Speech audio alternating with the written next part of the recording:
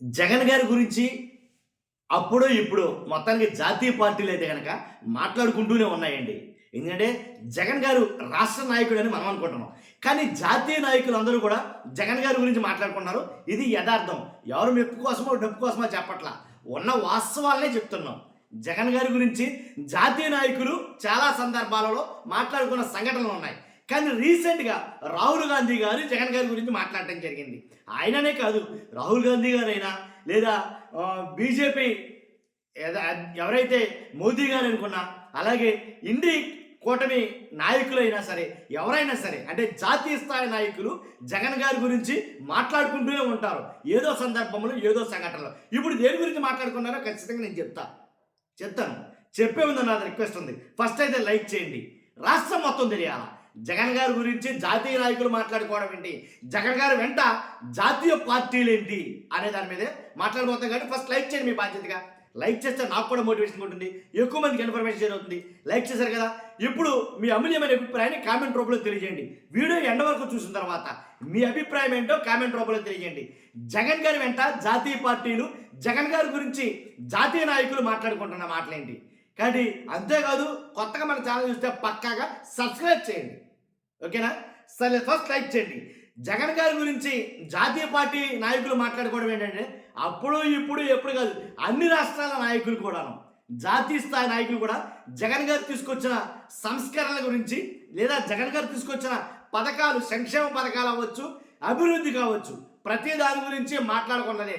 జగన్ గారు ఏది చేసినా సరే మ్యాక్సిమం ఇండియాలో అంతా మాట్లాడుకున్నారు. మొత్తం ముఖ్యమంత్రులు అందరూ కూడా ఏంటి, విద్య గురించి కావచ్చు, వైద్యం గురించి కావచ్చు, వాలంటీర్ వ్యవస్థ గురించి కావచ్చు, ఒకటి కాదు, రెండు కాదు, ఏది ప్రవేశపెట్టినా, ఏది చేసినా కానీ మాట్లాడుకున్నారు. ఇది యథార్థం, ఇది జగమెరిగిన సత్యం. ఎవరు అవునన్నా కాదన్నా ఇది వాస్తవం. మాట్లాడలేదంటే మాట్లాడారు. ఒక వాలంటీర్ వ్యవస్థను తీసుకొచ్చినప్పుడు యావత్ దేశమంతా చూసింది. కొంతమంది కొన్ని రాష్ట్రాల నుంచి ఇక్కడికి వచ్చారు, ఆంధ్రప్రదేశ్ వచ్చి ఎలాగ ఈ వాలంటీర్ వ్యవస్థ పనిచేస్తుందో చూశారు. వాళ్ళ రాష్ట్రాలు ఇంప్లిమెంట్ చేయాలని అనుకున్నారు. మొత్తం కలిగేదండి. దాని గురించే పక్కన పెడితే కనుక వైద్యం గురించి చూస్తే కనుక, వైద్యం గురించి ఆంధ్రప్రదేశ్లో ఒక్క మాట చెప్పాలంటే, వైద్యం గురించి మాట్లాడాలి అని అంటే కనుక జగన్కి ముందు, జగన్ తర్వాత అని అనాలేమో. ఎందుకంటే జగన్ గారికి ముందు ఆంధ్రప్రదేశ్లో ఉండే వైద్య కళాశాలలు ఏంటంటే 11 నాకు తెలిసి, అంతేనా? అంతే, 11. జగన్ గారి తర్వాత 17 కళాశాలలు వచ్చాయి. మాట్లాంటిది మామూలు విషయం కాదు. ఇది వైద్యంలోనే ఒక నూతన సంస్కరణలు తీసుకొచ్చాడని చెప్పాలి, ఒక మాటలో చెప్పాలంటే. ఎందుకంటే వైద్యం కోసం, ఓన్లీ ప్రభుత్వ ఆసుపత్రుల్ని బాగు చేయడం కోసం 16,000 కోట్ల రూపాయలు ఖర్చు పెట్టాడు. విద్య కోసం, వైద్యం కోసం ఆయన చేసిన ఖర్చు ఇంతకు ముందు ముఖ్యమంత్రులు ఎవరో ఖర్చు పెట్టలేదని నా అంచనా. ఇవన్నీ కూడా రికార్డెడ్గా ఉంటాయండి. మనం ఏం చెప్తాం, జనాలు నమ్మడానికి గొర్రెలేం కాదు. ఖర్చు పెట్టాడా లేదా, అంత ఖర్చు అయిందా లేదా, ఇప్పుడు ఎలా ఉన్నాయి. వైద్యం కోసం కొన్ని 100 కోట్లు ఖర్చు పెట్టాడు, 1000 కోట్లు ఖర్చు పెట్టాడంటే ఖర్చు పెట్టాడా లేదా. నాడు నేడులో స్కూళ్ళు ఎలా ఉన్నాయో రీసెంట్గా లోకేష్ గారు వెళ్ళినప్పుడు చూసుంటారు చాలామంది. లోకేష్ గారు, చంద్రబాబు నాయుడు గారు ఒక స్కూల్లో కూర్చుని చంద్రబాబు నాయుడు గారు పాఠాలు చెప్పిన స్కూలు అది నాడు నేడులో చేసిన స్కూలే.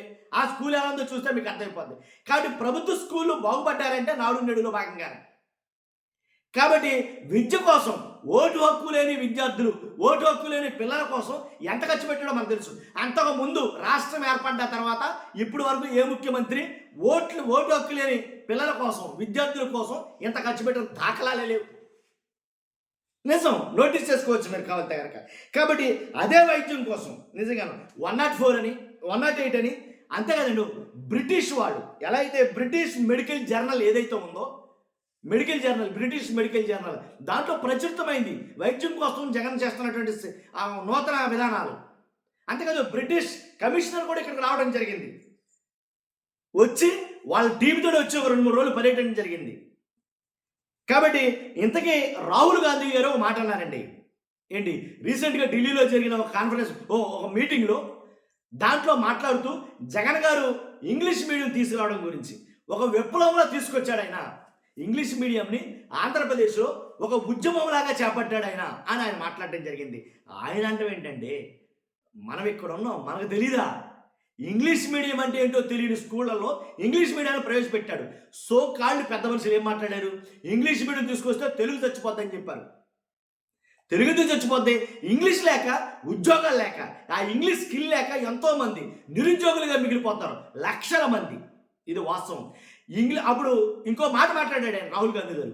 ఖచ్చితంగా అడగాలి మీరు ఏమనంటే, ఇంగ్లీష్ మీడియం వద్దు అన్న వాళ్ళని, ఎవరైతే వద్దు అంటున్నారో ఆ వద్దు అన్న వాళ్ళ పిల్లలు ఎక్కడ చదువుతారో కనుక్కోమని చెప్పేసి ఆయన మాట్లాడడం జరిగింది.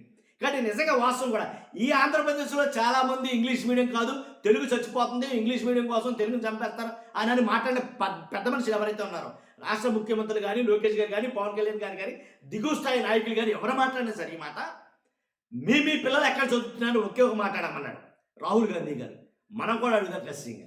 కాబట్టి విద్య దాంట్లో ఇంగ్లీష్ మీడియం, ఒక బైజూస్ కానీ, ఒక టోఫెల్ కానీ ఎవరికి తెలుసండి ఇవి ఇంతకుముందు? ఎవరికైనా తెలుసు అసలు? మాట్లాడిన వాళ్ళు చాలామందికి అసలు ప్రభుత్వ స్కూళ్ళలో బైజూస్ కంటెంట్ అంటే అది అసలు ఎవడన్నా ఊహించగలిగాడా? జరుగును కాకపోతే బైజూస్ అంటే వాళ్ళకి ఏం తెలుసు అన్నాడు. ఏం తెలుసు అంటే ఎంతసేపు ఆ పందు దొరలంటే ఆ బురదలో దొరలా మేము అలాగే ఉండిపోవాలా? మాకు ఇంగ్లీష్ వద్దా? నాకు నేను అడుగుతున్నా. కాబట్టి నాకు ఇంగ్లీష్ రాలేదండి. నేను చదువుకుని నాకు ఫ్లూయెంట్ ఇంగ్లీష్ రాలేదు ఇప్పటికి కూడా. నాకు చదవటం ఏమో ఎంఏ బీఈడీ దాకా వెళ్ళిపోయాం. సుఖమేంటి? ఆరోగ్యసుకుండా పనికి రాలేదు నాకు. కాబట్టి ఎందుకు రాలంటే కనుక ఫుల్ ఫ్లెడ్జ్డ్గా ఇంగ్లీష్ నాలెడ్జ్ లేదు, నాకు ఇంగ్లీష్ స్కిల్ లేదు నా దగ్గర. కాబట్టి ఆ ఇంగ్లీషే లేక చాలామంది నిరుద్యోగులుగా మిగిలిపోయారు. ఇది వాస్తవం, ఎవడన్నా కాదన్నా సరే ఇది వాస్తవం. కాబట్టి విద్య విషయంలో పూర్తి సంస్కరణలు అయితే తీసుకొచ్చాడని చెప్తాను నేను. పార్టీలకు అతీతంగా చెప్తాను ఈ మాట, వెనకేసుకు రావడం కాదు, ఏం కాదు.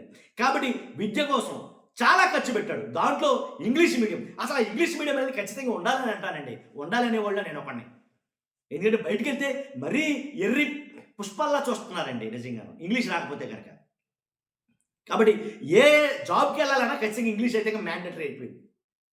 కాదంటారంటే అంటే వాళ్ళు స్థాయిలోకి వెళ్ళిపోయారు. వాళ్ళ పిల్లలు మాత్రం ఇంగ్లీష్లో చదవచ్చు, మనం మాత్రం ఇంగ్లీష్లో చదవకూడదు. ఇదే కదా దౌర్భాగ్యం.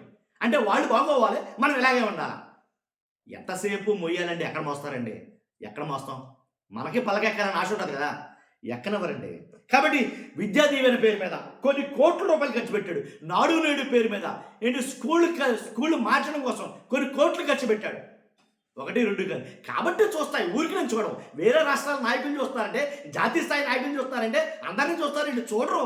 ఏమన్నా డిఫరెంట్గా చేస్తే ఏమన్నా అరే ఎలా సాధ్యం ఇది అని అనేటట్టునే చేస్తాడు ఆయన.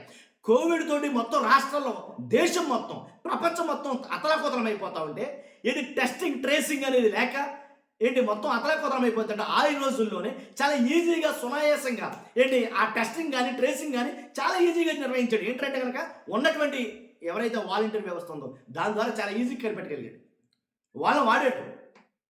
కాబట్టి ఇలాగా అంటే కొన్ని వినూత్నమైనటువంటి ప్రయోగాలకు శ్రీకారం చుట్టాడంటారు, ఎలాంటి సందేహం లేదు. కాబట్టి ఈ రకంగా ఏంటి కాంగ్రెస్ రాహుల్ గాంధీ గారు మాట్లాడినా, బీజేపీ తరఫున మోదీ గారు ప్రశంసించిన, అదే కరోనా నిమిత్తంలో అదే కరోనా టైంలో జగన్ గారిని ప్రశంసించాడు మోదీ గారు.